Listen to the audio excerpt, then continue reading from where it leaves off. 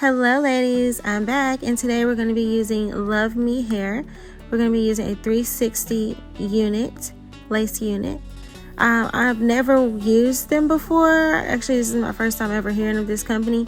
My client provided this wig, but so far I like it. It seems like a pretty good wig. So the first thing we're going to do is make sure we bleach the knots. It looked like it came somewhat pre-bleached. The hairline was pre-plucked, but the knots just needed a little bit extra help. So as you know, we just mix it as usual, get it to a nice whipped cream consistency so that way it doesn't run through. Now I'll be honest, you'll see it in the next clip here. Yeah guys, I know I've been gone for a while. It's just been a lot of things going on. I've moved, I started school, and a bunch of other things, but I am back. I'm in a great creative space, and yeah, I'm ready to do this thing. So yeah, make sure you spread it all across the entire lace, and I usually leave it on there for about 25 to 30 minutes, just depending on what it's looking like. So always make sure you're checking it every now and then.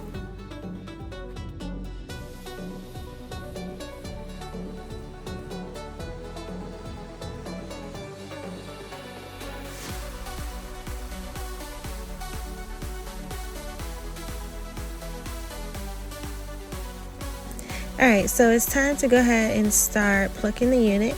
It came pre-plucked, but as you can see, there's a very harsh line just behind the pre-plucked area on the wig. So what we're going to do is go in and just thin out the line. We're not going to touch the front of the hairline that much. We're just going to focus on that harsh line just behind it, so that way it doesn't look so noticeable.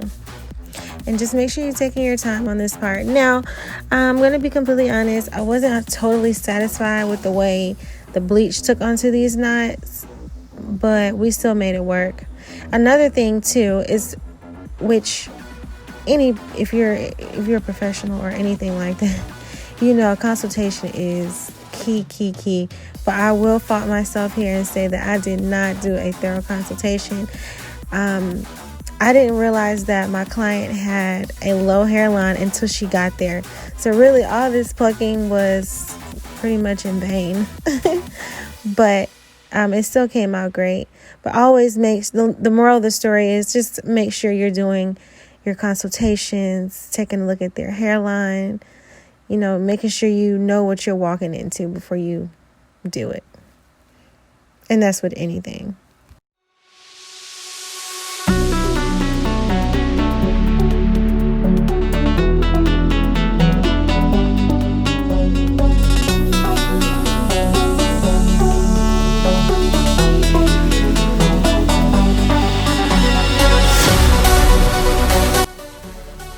Now, I want you to pay very close attention here.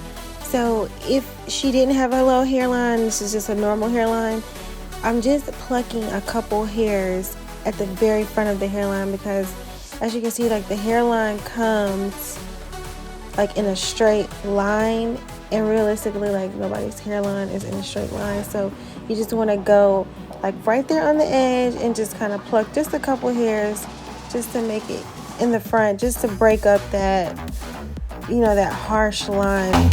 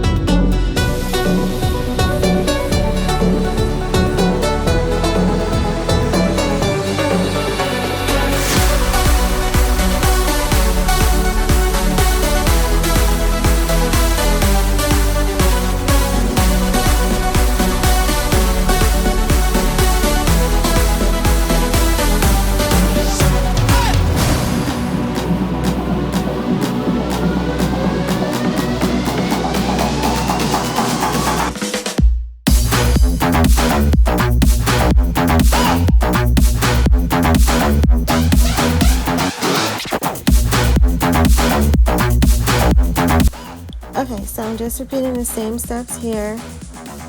Just plucking right at the edge to break up that straight, harsh line.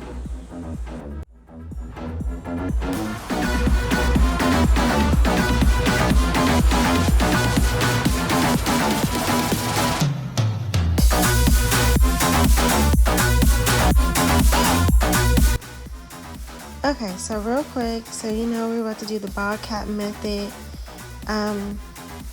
So the key thing that you want to pay attention in here is when it comes to a low hairline and installing the wigs, is you want to trace the hairline as much as possible. Like, you see how I'm just basically, I'm going ahead, I'm molding the cap down to her hairline. So that's the key thing here. Just remember, chase the hairline. That's it. If you follow the hairline, you will have a perfect low hairline install every time. You will have a perfect install really every time, honestly. But yeah, just you'll see what I'm talking about here shortly.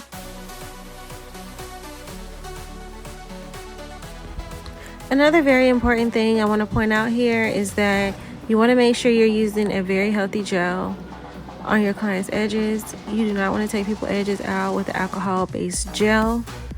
Okay, so the gel that I like to, well, the gel that I'm currently using is by Auntie Jackie. It's a very gentle gel. I'm gonna get the information for it and post it down below. But so far I like it. Only thing I can say, there is another gel out there that I'm gonna try it first before I talk about it on this page. But so far, like I said, Auntie Jackie seems to work very good. If you know me, and you know, ultimately I am all about healthy hair and healthy hair growth. So that's my number one.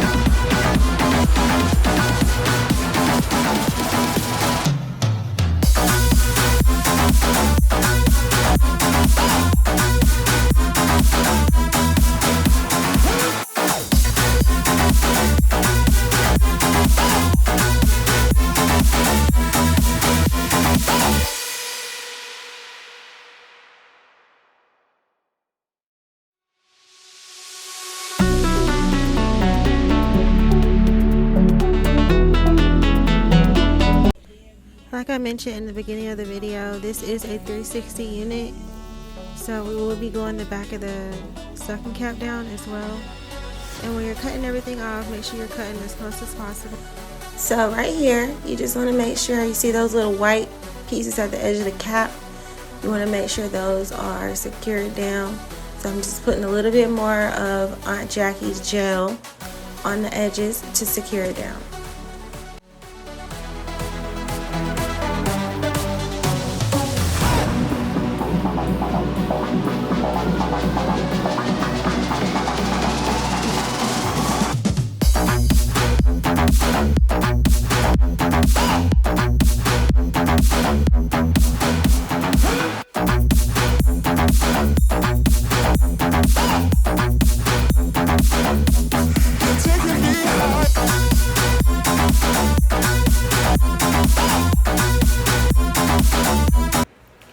Okay, so another thing I want to point out is once you finish letting that dry, you want to go back in with some alcohol and clean off any glue that got past the cap.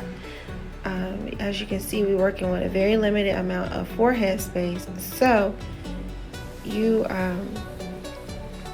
you want to make sure everything around there is as clean as possible, so you have enough room to work with when you get ready to apply the adhesive.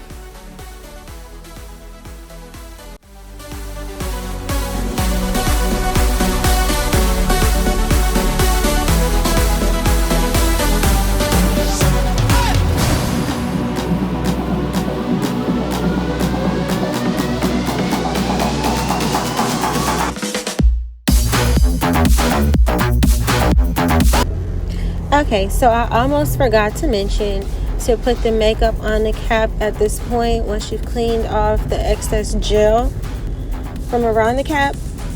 Now, a key thing to remember when it comes to the makeup that you put on underneath the cap or underneath your lace or on top of the cap is that most women usually do a shade lighter than what they're actually supposed to be wearing.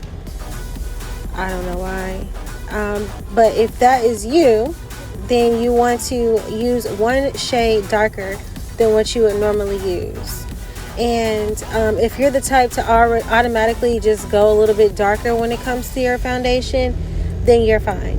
But the thing is, why I say that is that when you don't do that, or the cap is usually already much lighter, and then you're trying to put makeup on to blend it in, but it's still going to have a light cast to it.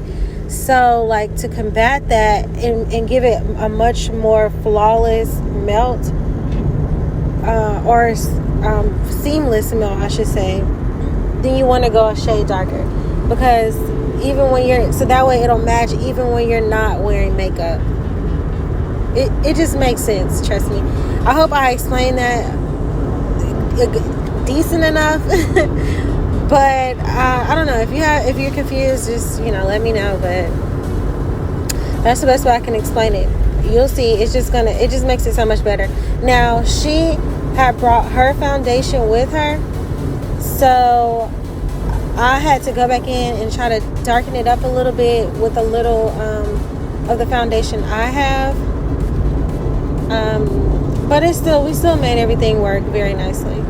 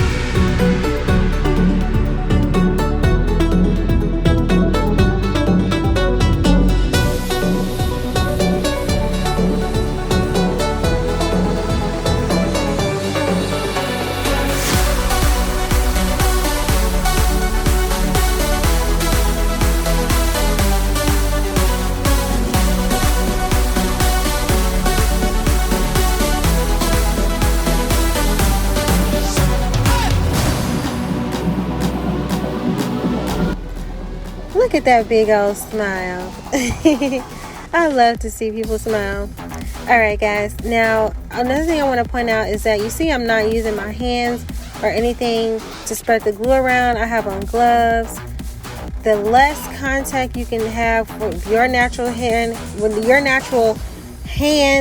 the glue or anything else from that point on is going to be best.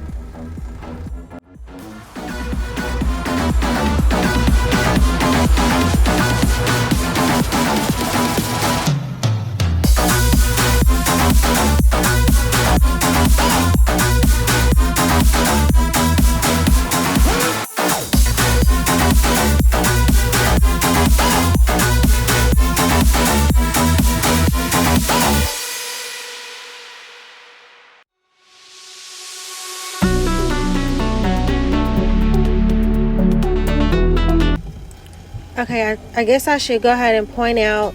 So you see how when I laid the lace down onto the glue, right? You lay the lace down onto the glue is already in the pattern in which the hairline needs to be. So literally when you're getting ready to cut the lace off, you're literally just cutting around the glue line. That's what's going to give you that perfect hairline every time, that perfect customized hairline every time. You trace the glue.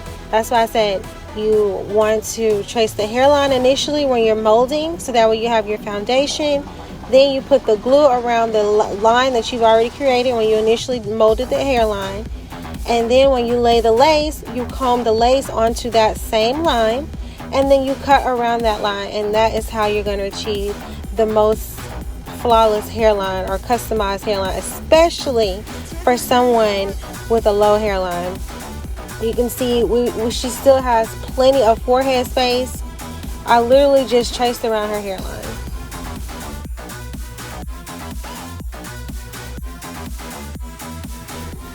And once you glue it down, you can always go back in and put a little bit more glue in like the little places where it did not attach to. See, like how I'm doing there?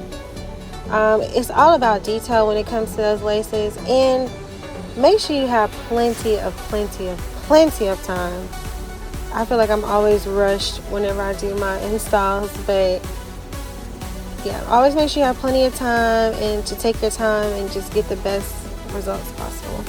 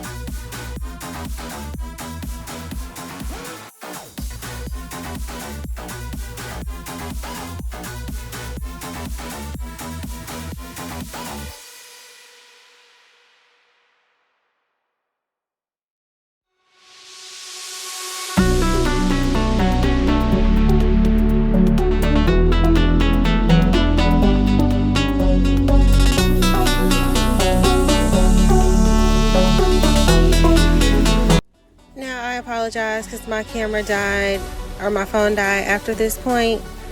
But yeah, if you're in the Charlotte area, make sure you book me. I hope you enjoyed, and make sure you subscribe.